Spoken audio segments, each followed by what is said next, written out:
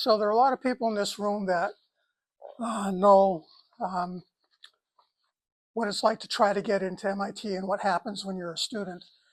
But I, for one, and many of you don't know what happens in the CEP program, so I'm really excited to hear about what she and the other CEP students we sent last year did. So tonight we're going to find out about that from our speaker, Janeth Eby. She's one of the Cape Cod teachers who attended CEP last year. So after graduating from Williams College with a degree in biology, Janeth has spent nearly 30 years teaching science and math to a number of middle schools, including the Gilmore Academy and Menlo Park Academy in Cleveland, the Holton Arms School in Bethesda, Maryland, the Neighborhood Schoolhouse Charter School in Boston, the Waldorf Cape Cod School in Sandwich, and Cape Cod Academy in Osterville, where she is currently both a science teacher as well as the mathematics, science, and STEM faculty curriculum coordinator. Janeth is enthusiastic about student-centered problem-based learning. In all the places where she's worked, she's distinguished herself as a leader. For example, she's consulted with the Cleveland Clinic and the Cleveland Natural History Museum as an educational program evaluator. She's organized numerous science fairs and led students to first and second place finishes in concept science fairs, which are large regional science fairs, and there's also a national one. She's led science-based field trips to Florida, to Acadia National Park up in Maine. So she's not just in the classroom teaching, she's a real leader within her community. And I think MIT recognized that last year when they admitted her to the CEP program. So tonight, Janeth is going to tell us all about her experiences with CEP last summer and the new Makerspace that she created at Cape Cod Academy based on being inspired, what she learned at CEP. So I give you Janeth.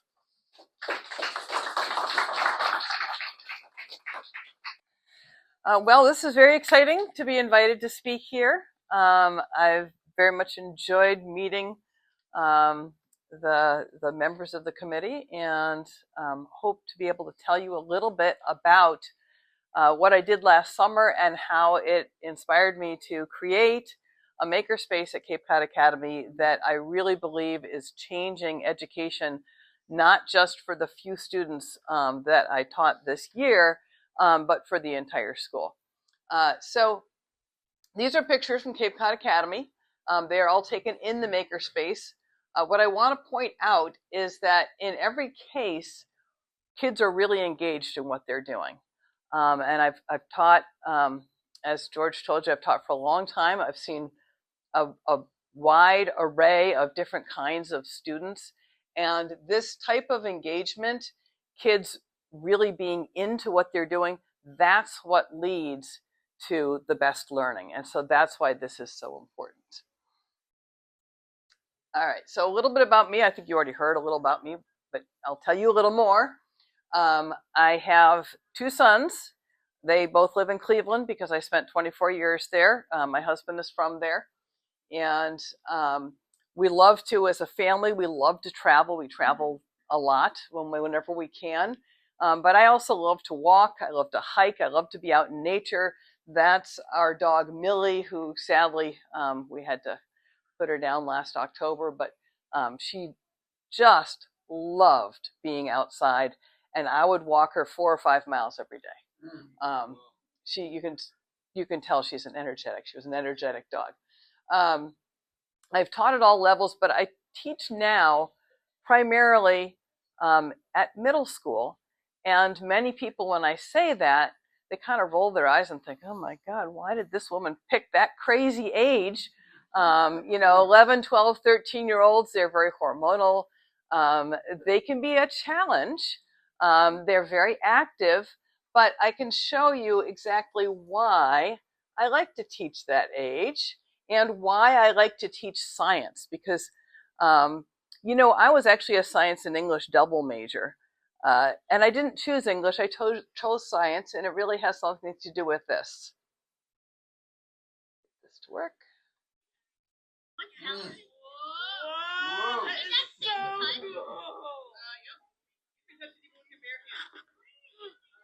So the student in the background is saying, whoa, this is so cool. And it is cool. Science is really cool. You can do cool stuff. And I like middle school because they actually will tell you that. They'll tell you that it's cool. I started out teaching sophomores, and sophomores, even if they thought it was the coolest thing ever, would go to great lengths to hide that from you. They did not want you to think that they were impressed by anything you did. So I really like the middle schoolers, even though it can be, you know, a tiring experience at times. Come on. Why is this not? All right.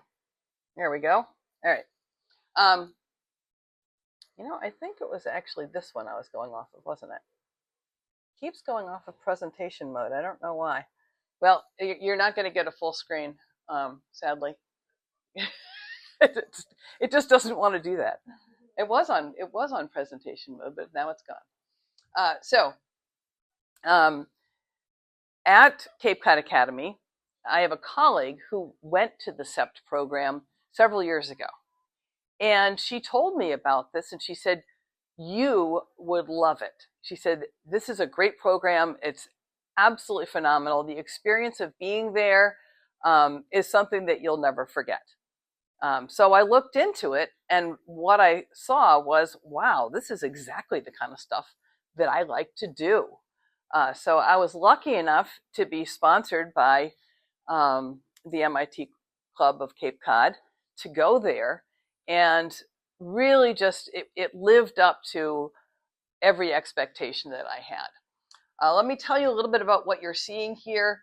The first one here, the one over on the left here, that's actually a view of the Makerspace that we toured, and it doesn't come out quite as well as I'd hoped from a distance, but that was just a small part of what made this so exciting. So we did get to see this Makerspace. It's called the Edgerton Center at MIT, but that came about kind of by mistake. So let me talk about what had been planned for us. We come in the morning, and there will be an MIT professor that will talk on one thing or another, and usually talk about things that you just didn't even know existed.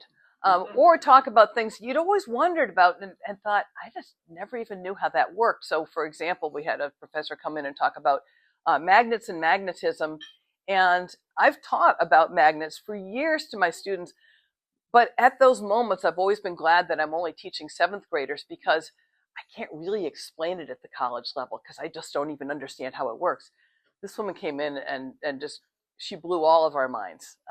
It was really amazing what she was talking about with magnetic fields and ions and things that were just a little bit more advanced than I was able to keep up with, but it was fascinating nonetheless. In the afternoons, we would break into groups and go to workshops. The workshop that I chose was about low fidelity prototyping, which is basically making a prototype of something that doesn't really need to work. And in this class, she was talking about how you can get kids, middle school age, high school age, even 3rd graders, to make prototypes of things out of cardboard before they go and try to invent them, you know, in a large way. And sometimes that's all you do, is just make the prototype and then move on. Sometimes you don't actually make the actual model. And the reason you do this is to get kids to think about, how are things built? How are things constructed? How are things designed? How do people come up with all of the inventions that we use every day? And her medium, our instructor, her medium was cardboard most of the time. She gets most of her cardboard from the Banana Lounge. So if you've ever been to MIT and seen the Banana Lounge, they generate a lot of cardboard. The Banana Lounge is a room at MIT that gives out free bananas. I'm not kidding you. There's a large room. You can go there any time of the day or night, and they have bananas. This came about because I guess several years ago, the president of MIT was talking to a group of students saying, what do you really need to make this place, a better place to live? And one of the students said, food. And, many graduate students, it's not just a meme. Many graduate students are very hungry a lot of the time. And this kid said, we're up sometimes 2, 3 in the morning working on these projects. We're doing this research and we need food. And they came up with the idea that bananas were the perfect food to distribute. So you can go there any day and you can get bananas. But the bananas come in these big cardboard boxes. They use all of that cardboard in the prototyping lab. They cut it. They design all sorts of things. These are some examples of what they designed. This is a dog here. You can't really quite tell. This is a game board. This is some kind of I think it's supposed to be a building, apartment complex or something. But each of them has a unique aspect to it. And so we talked about how to develop that creative urge, the creative ideas in students, and then really build it without having to blow your budget, because no school has enough money to buy balsa wood or something, like that to construct these. But everyone has lots of cardboard. We don't have a banana lounge at Cape Cod Academy. Instead, we have a copy room, and all of our copy paper comes in big boxes, and I get all the boxes. And we flatten them out, and that's what we do. On the top where it says tools, this was something that really inspired me. When you go into the Makerspace at MIT, they have the tools arranged so artfully. I looked at it and I was like, wow, that looks really nice. And what a great way to get kids to think about design and aesthetics and making all in the same place. Over to the right, those are stress balls made out of balloons with little beads inside them, because stress is a part of everybody's life. So that's just, and then the bottom one there was a competition that we had with the students. My cohort at MIT, all of us adult students, teachers, we got into teams and we were tasked with making something to hold up our cell phones, using some limited materials that they had available, and we had 10 minutes to do it. So this was one of the designs there. All right. So a lot of people don't know what a makerspace is. And a makerspace obviously is a space to make things, right? But most schools have an art room and people make things in it. So isn't an art room a makerspace? Well, I think yes, an art room is a type of makerspace, but a makerspace has a different function. An art room focuses on beauty, aesthetics, and communicating ideas. Whereas a makerspace actually talks about making prototypes of those ideas, of making new designs, and at the heart of it, those new designs are to solve a problem. And that's what engineering is. Engineering is designing something to solve a problem. So we do a lot of brainstorming about what kinds of problems could we solve? What should we try to do today? So on the left here, this is our wall of materials. There's bins and boxes for markers and scissors and the kinds of things you might find in a typical classroom. But then there's also pipe cleaners and popsicle sticks, and lots of box cutters and cut-proof gloves. So we've got cut-proof gloves and the box cutters and hot glue guns. Oh my God, they go through hot glue like water. They love to glue. They glue everything. Sometimes they glue themselves. But they're very big fans of hot glue. We go through a lot of that. But we've made some really interesting stuff. Over on the right, down in the corner there, those are our 3D printers. We're still sort of trying to figure out, I'm still trying to figure out what the best way is to integrate that a little more into the curriculum. Kids love to go online and look up, there's something called the Thingiverse. The Thingiverse is a site online that has everything that you could imagine, made with 3D printers, including houses. You can 3D print a house. So the Thingiverse, you can actually go get the plans for all sorts of things. And kids like to go and get plans from the Thingiverse and then say, Mrs. Eby, can you print this for me? And I have to say, no, I'm not printing that for you. This has to be your design. I'm going to print your design. What modifications did you make? Why am I printing this? What are you going to use it for? What problem is it going to solve? Once they can answer those questions, once they show me that they've taken something and, you know, customized it in some way to be specific to solving a particular kind of problem, then I'll print it. And so I'm still trying to figure out how to work that into my curriculum a little bit more. We've done that a little bit, but not enough as far as I'm concerned. All right. So why would I build a makerspace aside from the fact that kids think it's fun? Kids today do not focus nearly as well, and I've seen the progression from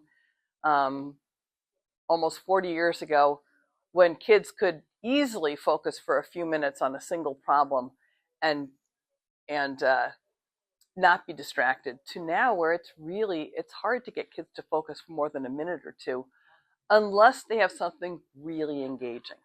So just standing at the board and talking doesn't cut it anymore. It really doesn't. And giving a student a page in the textbook to read and then some questions to answer, it's just not going to happen. You know, within a minute or two, they're looking around, they're poking their neighbors, they're getting out of their seats. They're not focused. It's much easier to focus when you have a specific task. Kids want to know why they're doing it, and they want to have an end goal. If they have an end goal, they are focused. The girl on the left, she is one of my science students, bright kid and very funny, but very unfocused. She has a very hard time sitting in her seat, a very hard time getting anything done, despite the fact that she's quite bright. But if you give her something to do with her hands, she's absolutely all in. You know, she doesn't even know what's going on around her. She is tremendously focused on getting this project done. On the right, I have two young men there. Very interesting because they're best friends and they're very, very different. They're both very bright. But the one on the left loves making things and has always loved making things and came into the makerspace thinking that this was like the best day of his life, that he got to work in this space where he could work with his hands. He could build things. He was hooking up little circuits and making things run within minutes of getting in there. He didn't even know where things were kept, and he was opening cabinets and finding stuff and just diving right in. The kid behind him came in and said, so what are we doing today? And I said, okay, so we're going to work with these wires here. I'm going to teach you how to build some circuits, and you're going to put together a circuit. You could light a light. I have these little motors with fans. I have buzzers. You could make something. Well, what am I making? I said, I don't know. What are you making? Well, I don't know. What am I supposed to make? Well, you could make something, whatever you like. What would you like to make? I don't want to make anything. Okay. This went on all year. All year, the two of them would come in, and the boy on the left would dive right in, and I couldn't even get him to leave. I'd be like, you have to go to your next class. Seriously, you're going to be late. Go on. And the one on the right would be pacing around the class, looking at what everyone else was making, and then saying, yeah, I'm not really very good at making, so I'm just going to watch. But by the end of the year, I still couldn't get the one on the left out of the classroom. But the one on the right started to figure out that if he wandered around and did nothing the entire time, he wasn't really having as much fun as his friend. The two of them would leave together, and the one on the left would be bubbling over with enthusiasm about something, and the one on the right would have nothing to contribute. And after a while, he was like, I guess I got to try this. I got to see how this goes. And it was such a big deal when he finished his first project. He was so proud of himself This wasn't until November that he even finished anything. But he was so proud of himself, and kept coming back all year. The girls in the middle, by the way, those are 8th graders.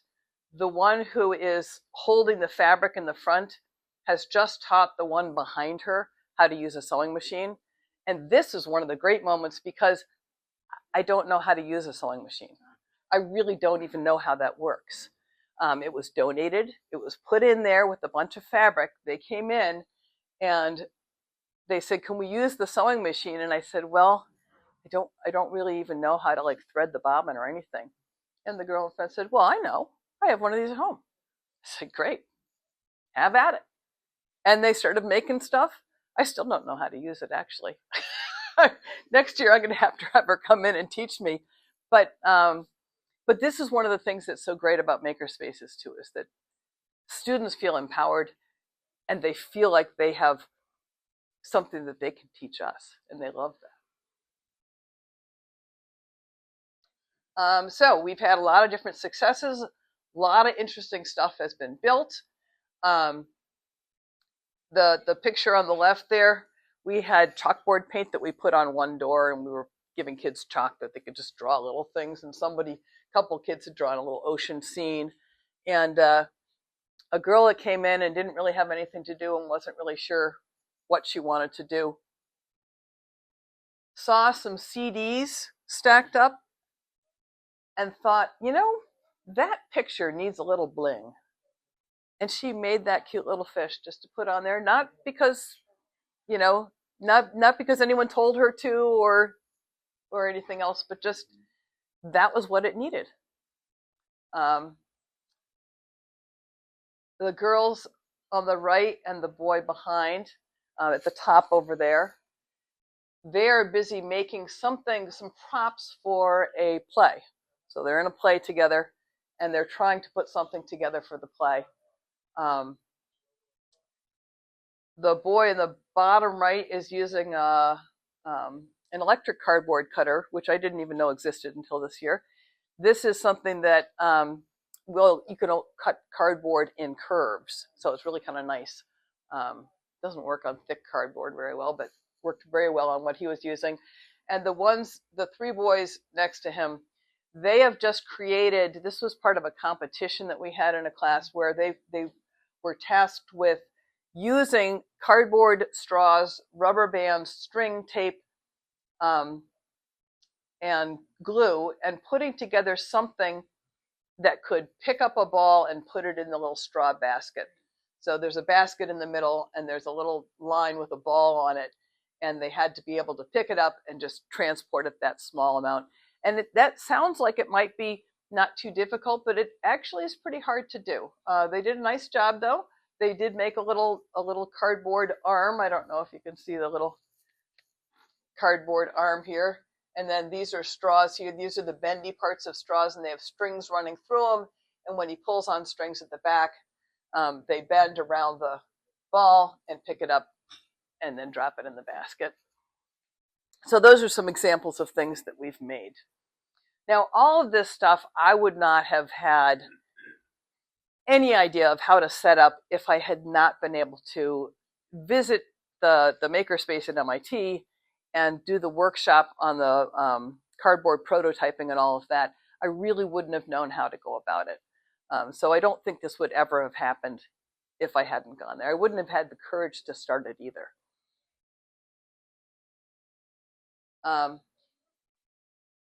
I would love to, in the future, start integrating this more into other classes. We had a little bit of this. I did ask teachers if they would like to use the Makerspace.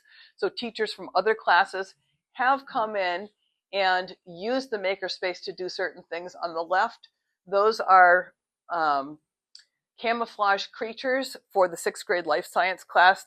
Their teacher brought them in to make little made-up animals out of various different kinds of materials, and then they would go outside and they would hide them in a place where they were camouflaged, and then they would walk around and try and find each other's animals. And so she was really glad to have the Makerspace to be able to put this kind of thing together. For my science class, on the bottom there, It's a picture of a recorder, a musical instrument that one of my students 3D printed. He modified it to be a little bit different than different kinds of recorders, and then had to explain to the rest of the class how those modifications changed the sound out of his recorder. In the middle, they're doing VEX robotics, learning how to use those robots. Those robots have been supplemented by a mini grant that we got from MIT Club of Cape Cod too. So we now have an extra controller, which is really good. On the right, those are kids from the lower school that have come in. So we've had some lower school kids come in occasionally to use our Makerspace. And up on the top, it's kind of hard to tell what it is, but those are flowers made from coffee filters that were given to one of our administrators. All right. So it hasn't been all success since the start. I don't know how to use a 3D printer. I kind of know now. I know how to design. I know how to make it run, but I still don't know why half the time when I design something, it doesn't turn out the way I thought it was going to. So I'm still learning how to do that.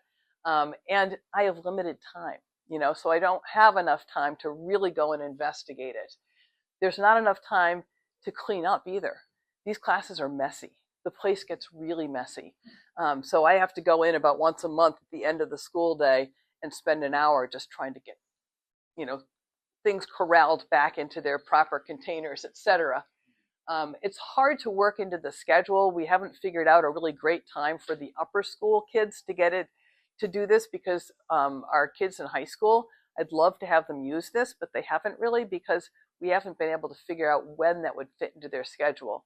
So that's something that we're working on this summer, trying to figure out how to get more of that into the upper school schedule. I didn't realize until I met the young man I was telling you about, who liked to walk around the classroom and not do anything. I didn't realize that kids had to be taught how to think creatively. I just thought that once I gave them this great space with all these wonderful materials, they would naturally want to create something. But it doesn't really work out that way for most kids. Most kids like to copy things they've already seen.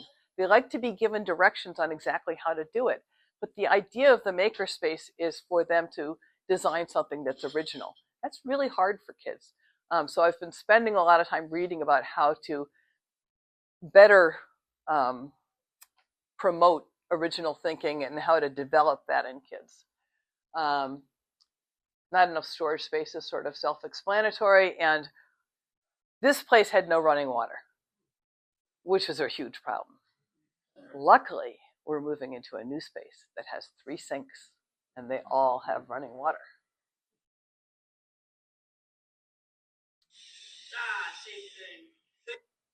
So this kid here, these are kids who are working with those VEX robots, and they've been working now for about 45 minutes trying to get a robot to go up a ramp. And they keep modifying the design and then setting it down, and then it's the same thing. And I feel like that's kind of been my experience with a lot of it. I try to get something like the 3D printer to work, and it's like, it's doing the same thing. Why is it shooting pieces of plastic all over the room?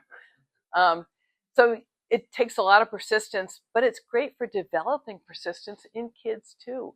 They need these kinds of challenges to be able to develop that grit that will make them successful adults.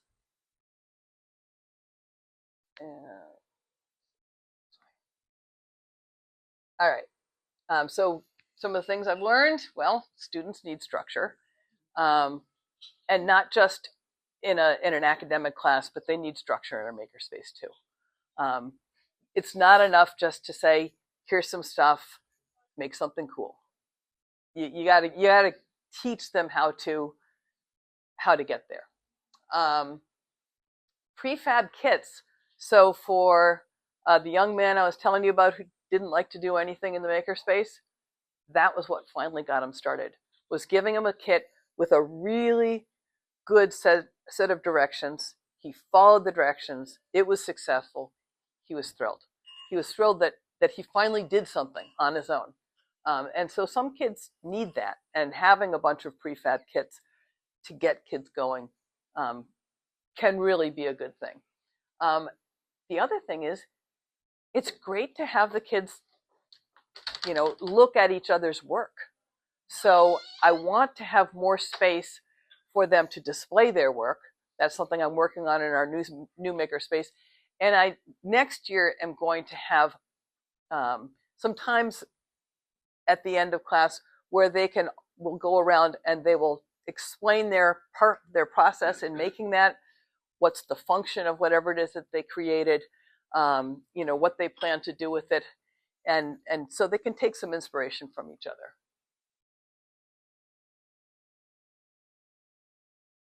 So we're going to have 2 Makerspaces now, and this is going to be awesome.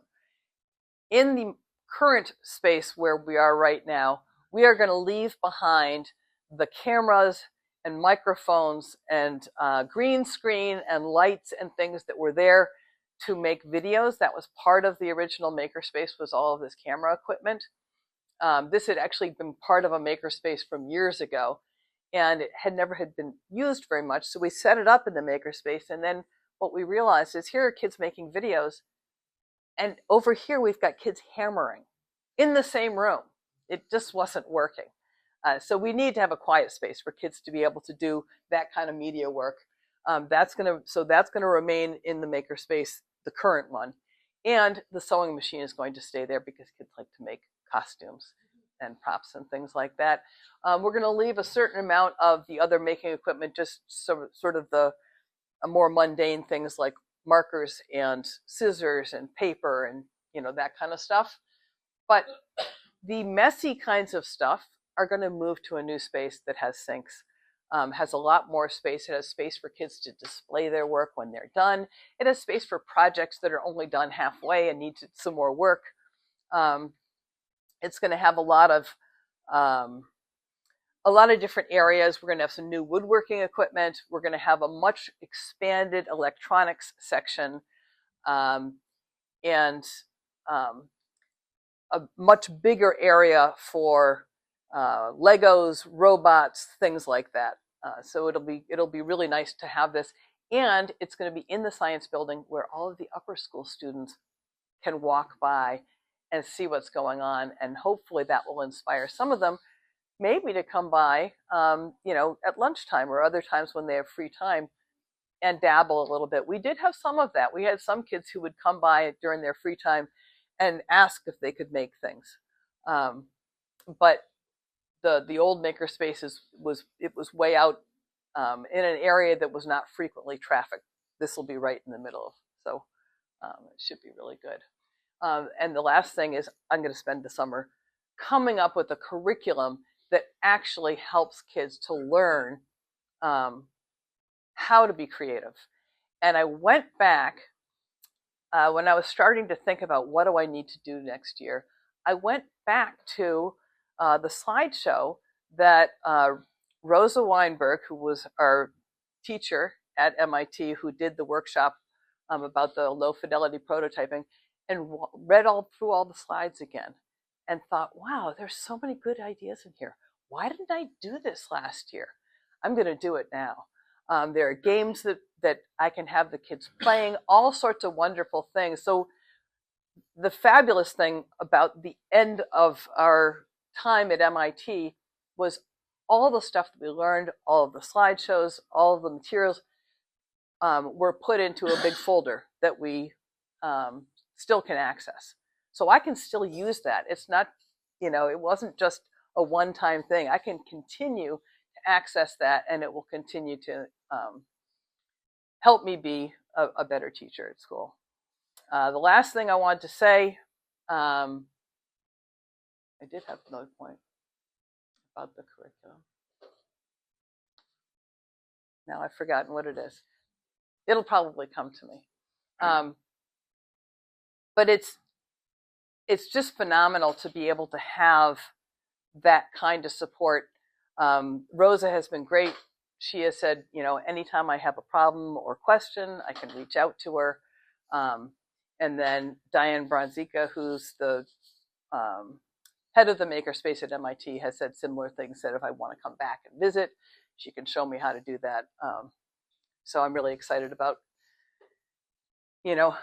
building on what I learned before and then continuing on. All right, so yes, thank you for making this happen, and I would be happy to take questions.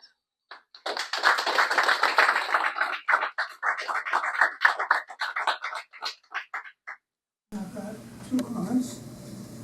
First, you said that it's difficult for young teens to design, and my comment is it's also difficult for adults to design. It's a good thing to learn early. And the other thing is, you mentioned Rosa Weinberg. Rosa has agreed, she is a teacher in MIT's Morningstar Design Academy, and she's agreed to give us a talk next year on what they do there. Oh, great. Oh, great. Yeah, that'll be fascinating. She's a really interesting person, and that program there is really interesting. Actually, I'd love to someday. I hope to go and visit there and see it in person. I will invite you to her talk. That would be great. Yeah, I would love to come. Yeah, that'd be awesome. In third grade junior achievement class, the kids have an exercise where they're supposed to figure out something that they can design and build to improve the community. And they have 20 minutes to do this, 5 minutes to figure out what they want to do, and 15 minutes to implement it. With wiki sticks and construction paper and tape. And anything else they can find around the classroom. But I understand what you're saying about some of the kids, kind of dive in and are eager to create something. But most of the kids are, what are we doing? What are we supposed to do? Tell us what to do. So, how are you getting around that? So it's really a product of the way we teach, because the way that we teach is we tell kids from the time they're in kindergarten that they have to follow directions, right? And we give them all the directions, and then we make them follow these prescribed steps, so they don't even know what to do when you take that away. So brainstorming is a great way to get kids to think about things a little differently. You can throw out some kind of a problem or some kind of a challenge, and then have them name as many different ways to meet that challenge or solve that problem as possible. And the idea behind brainstorming, of course, is that no idea is a bad idea. They're all good ideas, right? You write them all down, and you narrow it down to a few that might work. But we did an exercise in Rosa's class that was really interesting. She paired people up, and then she said, okay, so you're going to the International Space Station, and it's very crowded there. You don't have much room to bring personal things, but there are probably some things that you have at home that you really like, you really enjoy, that really make your life better. Think of some things. I think we're supposed to think of 3 things that we really, would like to have on a trip to live on the ISS for 3 months or something, right? And our partner had to do the same thing. And now she said, okay, well, you can only choose one of those things, and you and your partner have to put your choice and your partner's choice together into the same item. You have to combine them. And so there were all sorts of really wacky kinds of things, like, my favorite novel, which is also a popcorn ball or bowl or something like that, something that seems kind of silly, but then you have to actually make it. So you have to make, something that could be a book that could also function as a popcorn bowl, or something like that. So we started with that challenge just to see that you can take 2 very disparate things and put them together, and that can make something new. So that would be one way to do it.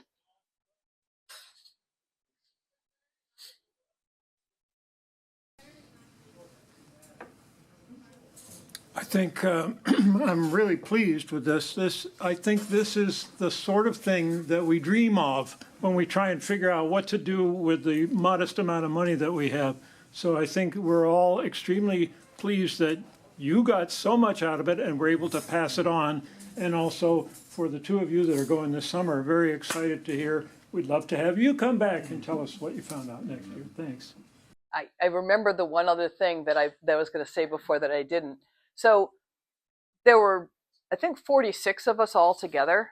And of the 46 people that were there, I would say probably about 40 are on a WhatsApp group chat. And this WhatsApp group chat, I'm not kidding you, it is pinging all the time. I had to turn the notifications off because it was driving me nuts. But it's really cool. Every day I open it up and I find out what all of my colleagues in different countries, some of them are in Hong Kong, Belgium, I mean, all over the place. I find out what they're doing. And people will throw out things like, how do you teach this? Or do you know of a good game for middle schoolers that could introduce them to this?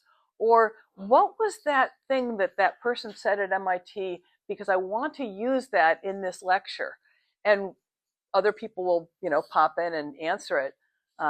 It's really, I've never been with a group that, for one thing, was so prolific at posting things, but also so excited about what they were doing. It really is amazing. And I've sort of been able to follow the journey of many of my colleagues as they went through their school year, and some of them moving on to new jobs and other kinds of things. And it's all in there. It's pretty cool.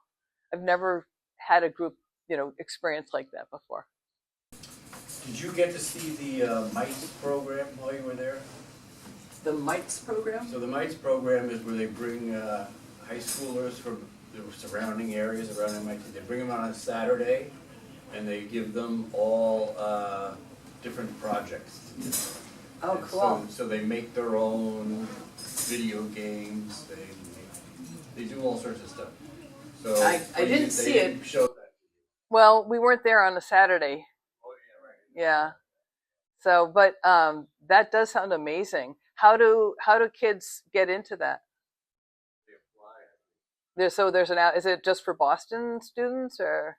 Well, it's not just Boston, but all the areas around. Okay. Yeah. Oh, interesting. I'll have to look into that. Oh, that's cool. Yeah. Now, the creative process is quite often a lonely process, but in today's environment and in the industry, it is a collaborative environment.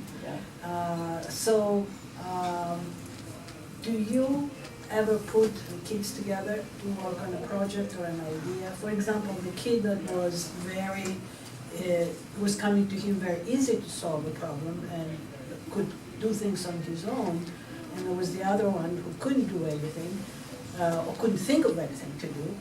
If they worked together to solve a problem, each one would have contributed in some way. Right. Yeah. I mean, we do a lot of collaboration. Kids work together all the time on various different things. These two boys here, they are making food for an oven.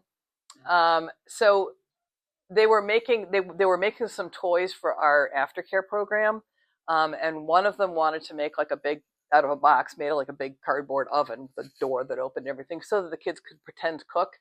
And these kids are making a pizza and something else. Not sure exactly. I think they might both be making pizzas or whatever, but they're all collaborating. These students are all trying to make this play food for the young kids. So they have a little bit of themselves in it because they get to choose what food is going to go into the oven. And then they have the collaboration because they all have to try and make things that are different from each other, and it all has to fit into the oven. So, yeah, so they do a lot. In fact, I would say about 50% of the work there is collaborative. Now, this picture here, these are the same two kids that I was telling you about before. The one that loves to make things all the time, and the one that never wants to make anything. And this is kind of the third person in their trio. They're kind of like the Three Musketeers. They go around together all the time. And right now they're working with these Vex robots, and they're trying to explain to this boy here how to put this together and sort of encouraging him. It's actually been kind of sweet to watch, because his friends have been very encouraging all year, saying, you can do it, you know how to do this, okay, here, we're going to give you this small part and you're going to work on this. So it's really been nice to see. But yeah, there's a ton of collaborative work that goes on. Good. Well, thank you, Janet. Well, thank you. And as traditional, we're now giving you a pair of stemless MIT Cape Cod wine glasses. Oh, Which fantastic. I think you know who to share with. Yes. Fantastic. Well, thank you so much. And thank you. I've very much enjoyed coming and meeting everybody. And yeah, this was phenomenal.